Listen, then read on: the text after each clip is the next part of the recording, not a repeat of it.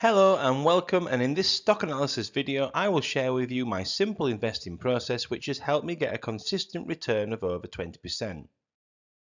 So today's stock analysis video is going to be Alphabet. First, let's find out about the company. Google was founded in 1998 and was then later IPO'd in 2004. It operates through software services and devices, products and services such as Android, Chrome, Gmail, Google Drive, Google Maps, Search and YouTube. During our stock analysis, we're going to explore the key pillars, examine the ownership, look back at past results, we'll find out what the analyst predictions are, as well as giving the business a valuation, and examine the potential return on our investment, and finally we will summarise our findings.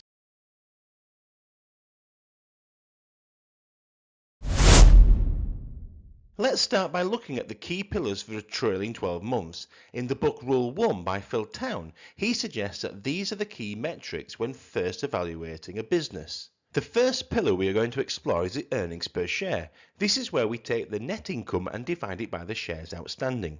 The higher the number, the more profitable the company. Earnings per share is up 12%. Now let's look at the free cash flow, which is the money a business can generate from its operations. Free cash flow has shown no improvement or decline at 0%.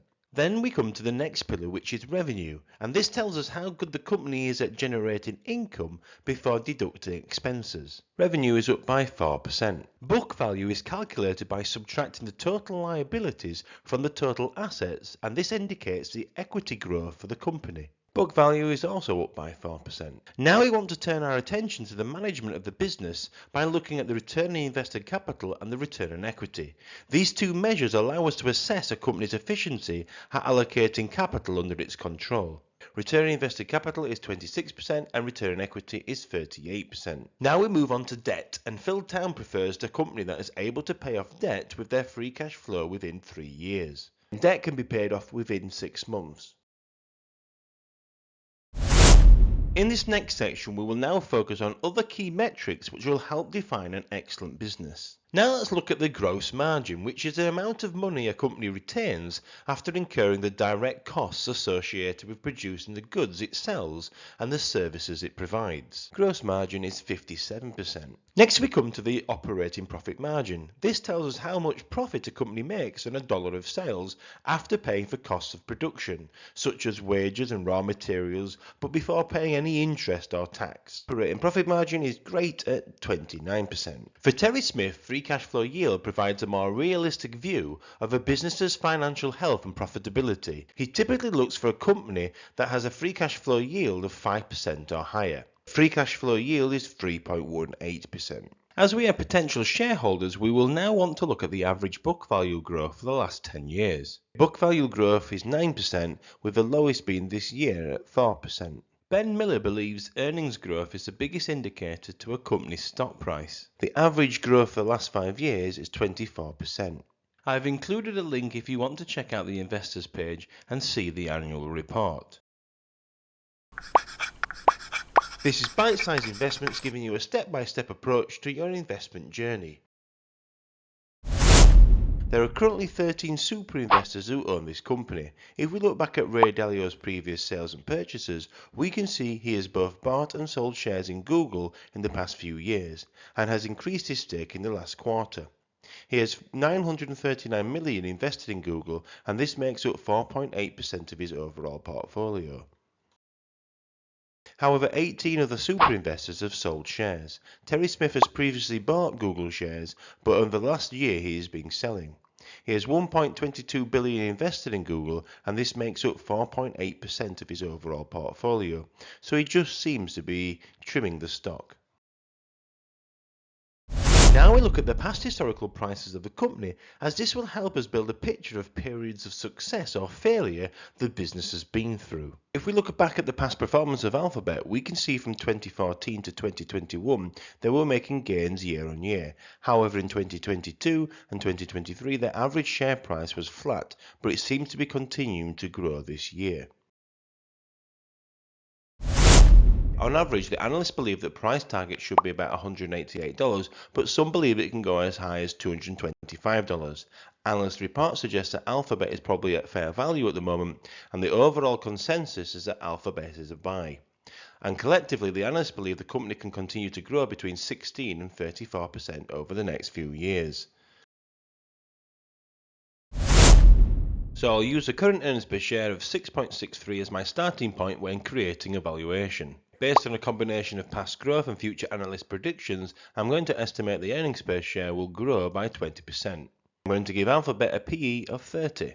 After that, I'm going to project these numbers forward by 10 years. This then gives me an estimated future stock price of $804 per share for its future share price. Then we need to include our 15% return and work out the current value that Philtown calls a sticker price, which is $200. Then we apply a margin of safety, and at 50% this gives me a buy price of $100, and at 25% this gives me a buy price of $150. As we can't rely on just one valuation model, I'm going to dig a little deeper and gather some more information. If you found this video useful, click on the link to check out my last stock analysis.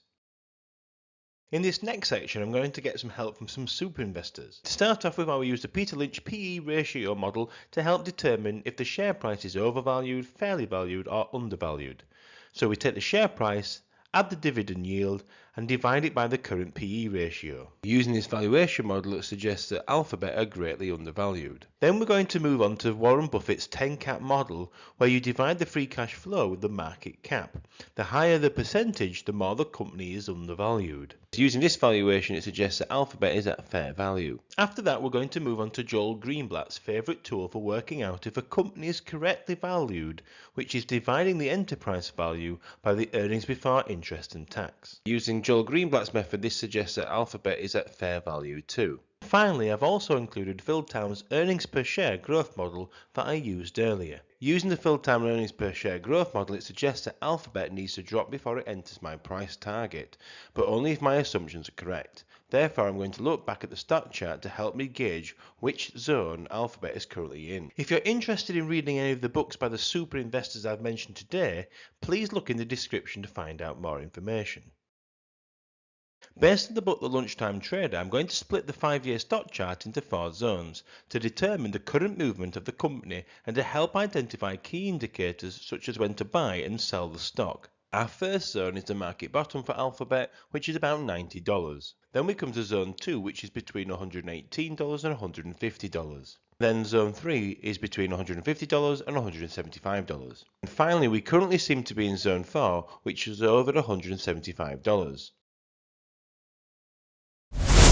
The return we would receive if we bought at the 52-week low of $115 and sold at the market high of $179 would be 56%. We could see a return of 19% if we had bought at the margin of safety price of $150.